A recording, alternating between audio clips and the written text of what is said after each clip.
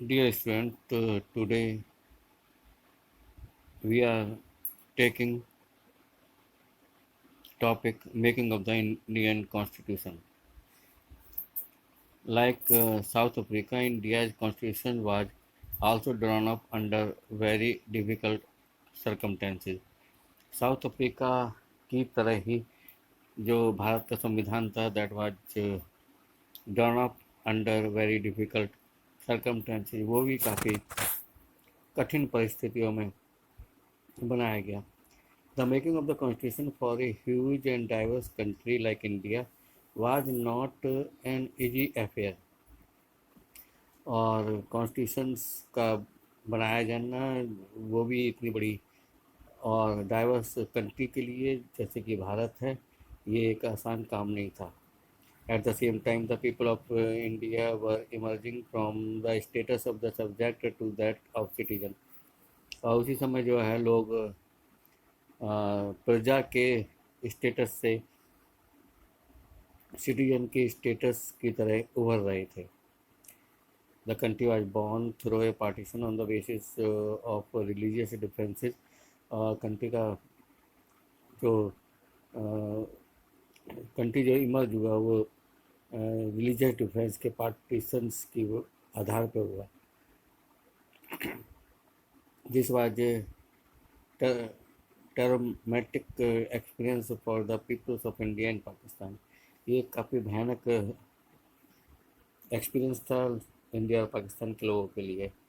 At least 10 lakh people were killed on both sides of the border in the partitions related violence. और लगभग 10 लाख लोग जो हैं तो पार्टीशंस रिलेटेड वायलेंस में बॉर्डर के दोनों sides they were killed.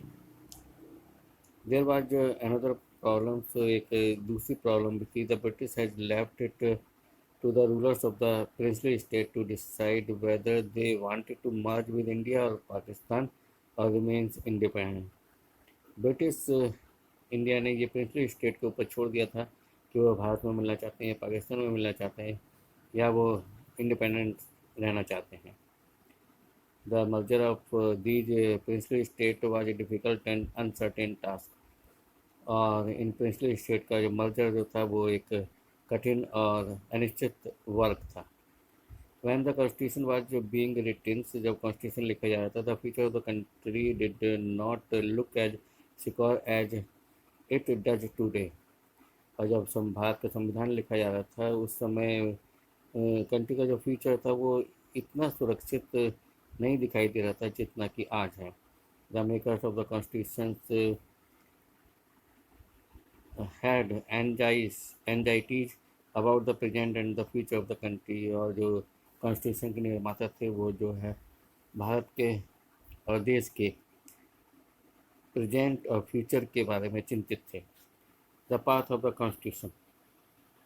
Despite all the difficulties there was one big advantage for the makers of the Indian constitution. सभी डिफ़िकल्टीज़ के बावजूद यहाँ पर एक बिग एडवांटेज ये था कॉन्स्टिट्यूशन मेकर के लिए. अनलाइक साउथ अफ्रीका के विपरीत they did not have to create a consensus about what a democratic India should took evolve during the freedom struggles.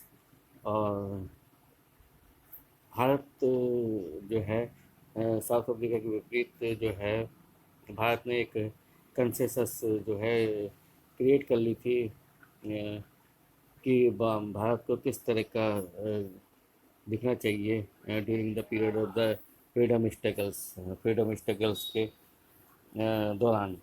Our national movement was not merely struggles against foreign rules. हमारा जो national struggles था national movement था वो एक foreign rule के केवल foreign rules के against नहीं था. It was also struggle to rejuvenate our country है and to transform our society and politics. और ये एक स्ट्रगल था हमारे देश को रेजुविनेट करने के लिए और समाज को और पॉलिटिक्स को बदलने के लिए. There was sharp differences of the opinion within the freedom struggles, और फ्रीडम स्ट्रगल्स के दौरान जो थे काफ़ी तीखे डिफरेंसेस ऑफ ओपिनियंस थे कि भारत जो है इंडिपेंडेंस के बाद कौन सा रास्ता लेगा। Such difference exist even today, और ऐसे डिफरेंस आज भी हैं, yet some basic ideas has come to be accepted by almost everyone. तो भी ऐसे डिफरेंस जो आज एग्जिस्ट करते हैं, तो भी जो हैं कुछ बेसिक आइडियाज सभी ने एक्सेप्ट किए थे उस समय। As far back as in 1928, 1928 में मोतीलाल नेहरू और दूसरे 8 other leaders, Congress leaders, they drafted a constitution for India. उन्होंने जो है भारत के लिए एक कॉन्स्टिट्यूशन ड्राफ्ट किया था in 1931। The resolutions at the Karachi session of the Indian National Congress, और कराची सेशंस जो 1931 में हुआ था उसमें एक रेजुलेशन पास किया गया भारतीय राष्ट्रीय कांग्रेस के द्वारा, dealt on how independent India constitution should look like, कि भारत का संविधान किस तरह का होगा, इंडिपेंडेंट इंडिया कॉन्स्टिट्यूशन जो है वो किस तरह का होगा। Both these documents were committed to the inclusion of universal identity franchise, और दोनों ही डॉक्यूमेंट्स में ये कमिटेड किया गया था कि universal adult franchise will be given to all and right to freedom and equity and to protecting the rights of minority in the constitutions of independent India। तो ये जो बात थी universal identity franchise, equalities, right to freedoms and the right of minorities will be protected in the constitution of Indian independent India's constitution. ये जो है ये promise किया गया सभी के लिए कि ये वैल्यूज जो है वो सभी को दी जाएंगी। Thus some basic values were accepted by all the leaders much before the constitution assembly। और ये बेसिक वैल्यूज जो थी ये हमारे लीडर्स के द्वारा कॉन्स्टिट्यूशन असेंबली से काफ़ी पहले ही एक्सेप्ट कर ली गई थी। जब ये जो है met to deliberate on the constitution, जब ये कॉन्स्टिट्यूशन असेंबली जो है कॉन्स्टिट्यूशन को डिलिब्रेट करने के लिए, संपादित करने के लिए बनाई गई थी। The familiarities with the political institution of the colonial rule also help develop an agreement over the institutional design। और क्योंकि पॉलिटिकल इंस्टीट्यूशंस कॉलोनियल रूल में पॉलिटिकल इंस्टीट्यूशन का जो फैमिलिटीज़ थी उससे भी जो है एक एग्रीमेंट्स को डेवलप करने में, इंस्टीट्यूशनल डिज़ाइंस को डेवलप करने में काफ़ी सहायता मिली। The British rule had given voting right only to a few, और ब्रिटिश रूल ने केवल वोटिंग राइट जो है कुछ लोगों को दे रखा था। On the basis of the British had introduce very weak legislature, British rule had given voting right to only a few on that basis. उस आधार पर द ब्रिटिश ने जो है वेरी वीक लेजिस्लेचर को इंट्रोड्यूस कर रखा था।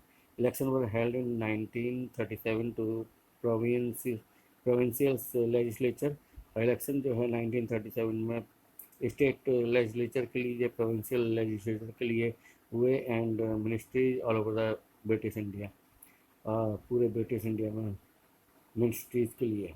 These were not fully democratic government, ये पूरी तरह लोकतांत्रिक सरकार नहीं थी, but the experience gain by Indians, लेकिन जो भारतीय इंडियंस लीडर्स ने जो एक्सपीरियंस गेन किया in the working of the legislature institution, और लेजिस्लेचर इंस्टीट्यूशन के वर्किंग के कामकाज के बारे में, this proved to be very useful for the country. ये काफ़ी देश के लिए काफ़ी यूजफुल हुआ in setting up its own institution, और अपने संस्थाओं को स्थापित करने में ये एक्सपीरियंस काफ़ी यूजफुल क्रिएट हुआ। एंड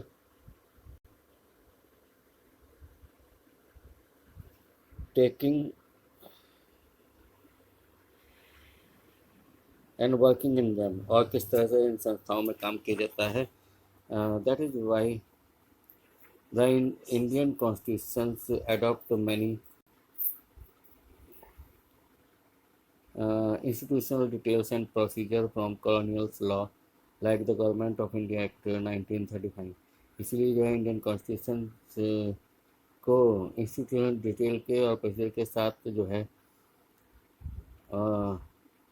जो है अंगीकृत कर लिया गया था फ्रॉम द कॉलोनियल लॉ के द्वारा कॉलोनियल लॉ से, जैसे कि government of India act 1935. Years of thinking and deliberations on the framework of the constitution. So year of thinking, so संवाद कॉन्स्टिट्यूशन के फ्रेमवर्क के ऊपर हैड अनदर बेनिफिट, और ये दूसरा बेनिफिट था. Our leaders gained confidence to learn from other countries. हमारे leaders को काफ़ी कॉन्फिडेंस प्राप्त था to learn from other country, दूसरे देशों से सीखने के लिए, but on our own terms, लेकिन अपनी कीमत पर. Many of our leaders were inspired by the ideals of the French relation. काफ़ी हमारे यहाँ के काफ़ी लीडर जो थे वो फ्रेंच रिलेशन से काफ़ी इंस्पायर्ड थे. The practice of the parliamentary democracy in Britain, और जो ब्रिटेन की पार्लियामेंट्री डेमोक्रेसी थी उसके व्यवहार से, उसके प्रैक्टिस से काफ़ी इन थे. And the bill of rights in the US, और जो यूएस में बिल ऑफ राइट्स था उससे काफ़ी इम्प्रेसिव थे हमारे leaders. The socialist revolution in Russia had inspired many Indians to think of sharing a system based on the social and economic equality. और हमारे सोशलिस्ट रसिया में जो सोशलिस्ट रिवॉल्यूशन चला था उसने भी काफ़ी इंडियंस को इंस्पायर किया कि वो जो है सामाजिक और आर्थिक समानता के सिस्टम को आकार दें. Yet they were not simply imitating what others said them, लेकिन तो भी ये उसकी नकल नहीं कर रहे थे जो दूसरों ने किया था. At each step there were questioning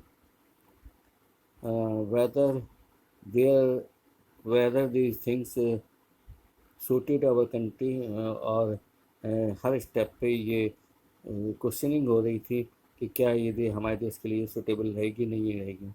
all these factors contributed to the making of the constitution, और ये सभी फैक्टर्स ने जो है हमारे देश के संविधान को बनाने के लिए काफ़ी कंट्रीब्यूशन किया.